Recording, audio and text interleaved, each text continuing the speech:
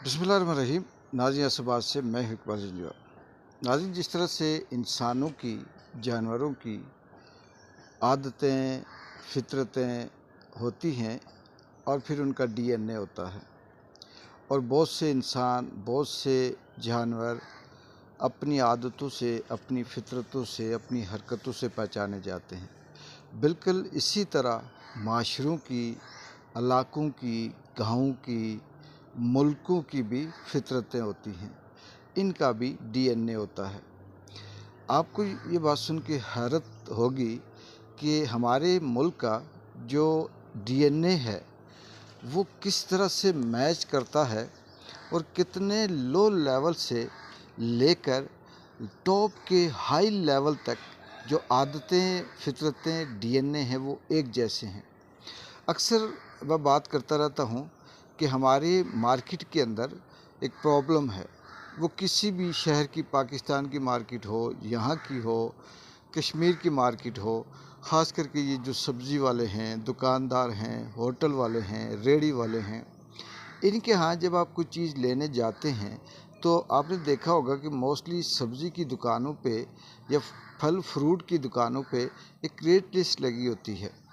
और बहुत से ऐसे लोग होते हैं जब वो कोई चीज़ लेते हैं तो वो उसका रेट चेक करते हैं और दुकानदार उसे रेट लिस्ट देता है,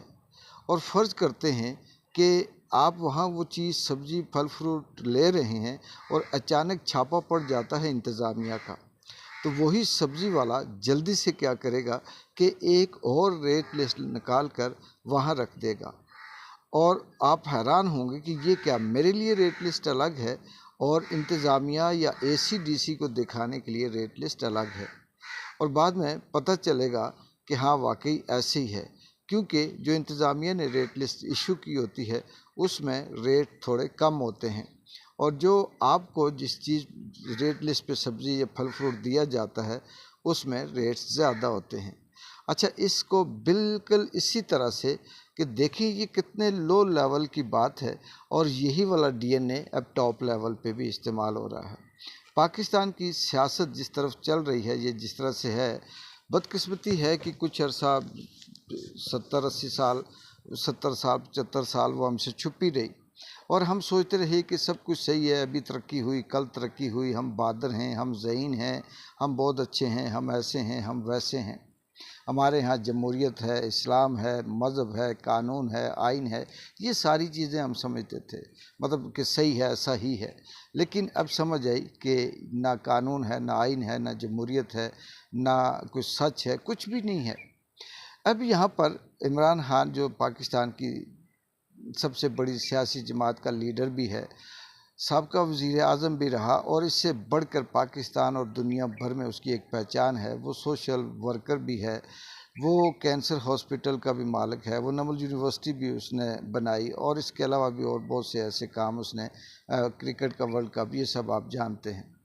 लेकिन वो इसके बावजूद पाकिस्तान की जेलों में बंद है और एक ऐसे कैदी की ज़िंदगी गुजार रहा है, शायद जो इंडिया के अंदर तिहाड़ जेल के अंदर जो कैदी होगा वो भी इमरान खान से बेहतर सहूलत वहाँ उसे मिल रही होगी।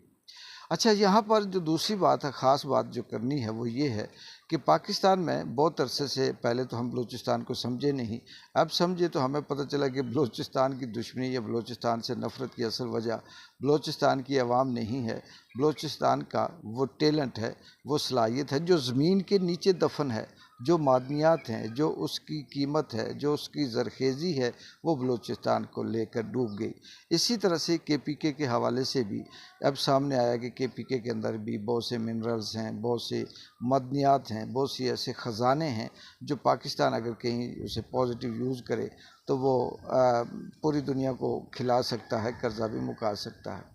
अब यहाँ पर जिस तरह से पूरी दुनिया में है कि कहीं ये जो मिनरल्स होते हैं, ये जो मदनियात होती हैं, इनको डिस्कवर करने के लिए या निकाल कर इनको फ़िल्टर करने के लिए अगर हमारे पास वसाइल नहीं है, तो बहुत से ममालिक ऐसे हैं दुनिया से, बड़ी बड़ी इंटरनेशनल जो तरक्की याफ्ता ममालिक से, वो वहाँ के फैक्ट्रीज़ को, लोगों को या कंपनीज़ को हायर करते हैं, और वो फिर उस परसेंटेज पे کام کرتی ہیں اور جس علاقے خطے سے وہ منرل یا وہ معدنیات نکل رہی ہوتی ہیں تو انہیں حصہ دیا جاتا ہے، اور جو نکالنے والی کمپنی ہوتی ہے ایز پر انٹرنیشنل لا وہ اپنا حصہ لیتی ہے۔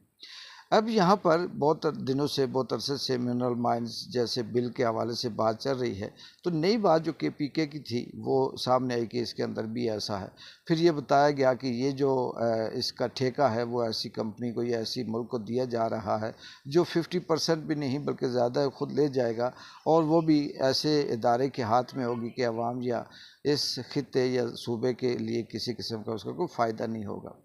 اب انہوں نے مجبوری یہ تھی کہ اس منرل بل کو پاس کرنے کے لیے اسمبلی سے اکثریت چاہیے، اور KPK کی اسمبلی میں اکثریت PTI کی ہے، اور PTI میں جب تک عمران خان اسے سائن نہیں کریں گے، ایکسیپٹ نہیں کریں گے تو وہ بل منظور نہیں ہوگا تو پاس نہیں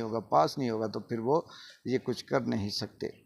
تو پاکستان کی جو حکومت ہے، جو مسخرے ہیں، جو فارم 47 یا یہ ٹاؤٹ قسم کے لوگ ہیں، اسٹیبلشمنٹ کے کندھوں پہ چڑھ کے جو سب کچھ کر رہے ہیں، انہوں نے دو طرح کے مسودے بنائے۔